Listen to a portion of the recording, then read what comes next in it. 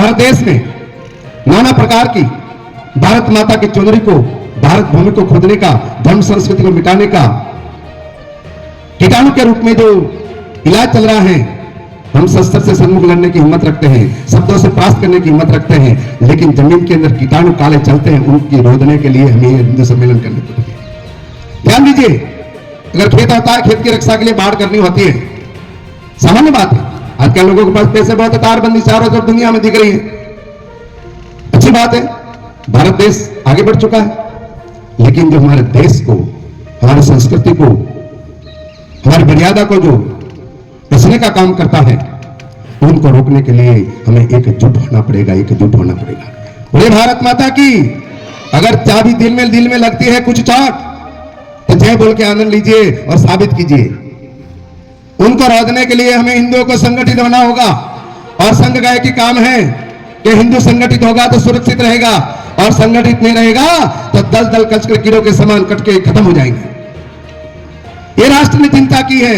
राष्ट्र सर्वोपरि है, संस्कृति सर्वोपरि है। आपका राष्ट्र नहीं रहेगा, आपका धर्म नहीं रहेगी, आपकी शिखा चोटी नहीं रहेगी, आपके बहन बेटियों का सिंदूर नहीं रहेगा, और आपकी भारत माता की चुनरी खंड नहीं रहेगी, तो किसके लिए जियोगे? ये मकान, बिल्डिंग, ये धन, संपत्ति, ये सारा साम्राज्य किसके लिए खड़ा करोगे? सोचने की जरूरत है और दिशा बदलने की जरूरत है। हमारा देश, हमारा राष्ट्र अवश्य बदलेगा। सजनों, संगीनों की छाया में देश की आजादी चलती है और चली है, आगे भी चली और भी चलती रहेगी।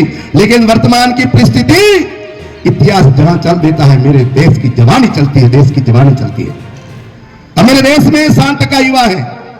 मैं कहता हूं, मेरे बड़गांव के युवाओं, एक एक घर से निकल के संप्रभुता से सभी से संपर्क किया होता, मेहनत की होती, परिश्रम किया होता, आपके घर धन कमाने में रात दिन एकजुट कर लेते हो, ऐसा एकजुट किया होगा तो आज महाराज जी की और हमारे भाई साहब की हमें विडंबना नहीं सहनी पड़ती। लेकिन क्या है, हो रहा है, कर रहे हैं, तो कौन कर रहा है? आप ही तो हो, आप ही के लिए है। आपका धर्म हिंदू है या नहीं है? है हिंदू धर्म? उठा हाथ ऊपर। नाम के ऊपर बंटवारा हुआ था, हिंदुस्तान हिंदुओं का है, आर्यवर्ष भारत खंड है, ये भारत देश भारतीयों का है। हम किसी जाति पाति से हम समझौता नहीं करते हैं। हम ये कहना चाहते हैं कि हमारा भारत देश वसुदेव कुटुंब है, रहेगा, हमें कोई अतिशुक्ति नहीं है। लेकिन भारत देश में रहने वाले को भारत माता की जय बोलनी होगी और भारत का हिंदू मानना होगा। कोई भी जाति वर्ण व्यवस्था हो, हम कहते हैं मुस्लिम क्यों ना हो, ईसाई क्यों ना हो, क्रिश्चियन क्यों ना हो, पारसी क्यों ना हो, लेकिन हिंदुस्तान में रहने वाला हर मानव हिंदू है, ऐसा दिल आपको खौफ में करना होगा। मक्का मदीना में मुस्लिम लोग जाते हैं, उनको पूछा जाता है, अगर एक हिंदू चला जाए, दूध चढ़ा दे तो मैं महादेव है, और वो उनको पूछते हैं आप कहां के? हम वो हर क्षेत्र से। लेकिन भारत से जाते हैं तो वो पूछते हैं, तो क्या हर जगह से तो आते हैं, तो उनके देश का नाम लेते हैं, आप अपना नाम क्यों लेते हो? बोले हम मुसलमान हैं। वो नहीं कहते कि हम हिंदू देश से, भारत से आए हैं। तो भारत को सुरक्षित संगठित रखने के लिए हमें जाति पाति की बेड़ियों से, जंजीरों से बाहर निकलना होगा, और हिंदू को, भारतीय को भाई भाई के रूप में अपनाना होगा, तभी आपका धर्म और आप सुरक्षित रह सकते हो। भगवान राम ने भद्री सबरी के बेर खाए थे, त्रेता युग था, सतयुग में शक्ति बोलते थे, सिर कटा देते थे, द्वापर में दान करते थे, आज तो बाप को रोटी देने के लिए मजबूर है। ये कलयुग है, कलयुग के अंदर हमें समानता लानी होगी, हमें सुरक्षा करनी होगी, और स्वराज की भावना से ऊपर उठ के हर जीव मात्र की रक्षा का सपना हिंदुस्तान पूर्ण करेगा। हम किसी को दुख नहीं पहुंचाते, हम कीड़ी को पूजते हैं, वनस्पति को पूजते हैं, पीपल को पूजते हैं। किसी के पैर में ठोस लगती है तो हमारा दिल रोता है, तो हम किसी का सिर कैसे काट सकते हैं? हम किसी का जीवन कैसे बर्बाद कर सकते हैं? हम किसी को दुख कैसे दे सकते हैं? हमारे खून में नहीं हिंदुओं के। फिर हम जो करते हैं उनका सहन कैसे करोगे? हिंदू हिंदू भाई हो तभी धर्म हमारा अमर हो, हिंदू हिंदू भाई हो तभी भारत देश हमारा एक हो। इस सपना को लेकर चलना होगा। जाति वर्ण व्यवस्था भगवान ने बनाई है, मनु राजा ने बनाई है। हम जब भगवान के घर से जन्म लेके आते हैं, नर और नारी दो ही होते हैं, ना मुस्लिम है, न ईसाई है, न क्रिश्चियन है, न एक्स वाई जेड कोई जात नहीं है। ये तो केवल लालूपापन है दुनिया को बखलाने का। सबसे श्रेष्ठ मानवता है, हर वर्ण में हो सकती है, हर मनुष्य में हो सकती है। सबसे श्रेष्ठ इंसानियत है। दया धर्म का मूल, पाप मूल अभिमान, पाप मूल अभिमान। दया जब तक न छोड़िए जब तक घट में प्राण। ये हमारा हिंदू देश है, हिंदुस्तान की, हिंदू देश की संस्कृति महान है। पूरा विश्व आज नतमस्तक है, लेकिन घर वाले दुखी हैं। हमारी गीता को कई मुस्लिम राज्यों के अंदर सिर के ऊपर उठा के पूजा करते हैं मुस्लिम, हमें बड़ा गौरव है, लेकिन उनकी इंसानियत अच्छी है। लेकिन वो लोग जो हैं, जो हमारे घर में, हमारे देश में रहते हुए ये कि रोटी बाटी चाटी खाते हुए भी हमारे देश से प्रेम नहीं करते, ये हमारे दिल में दुख की बात है। तो प्रेम करना सीखना होगा, और वो नहीं सीखते। हमारे भाई साहब ने कहा, वो भी पूर्वज में हमारे भाई थे और आज भी हैं।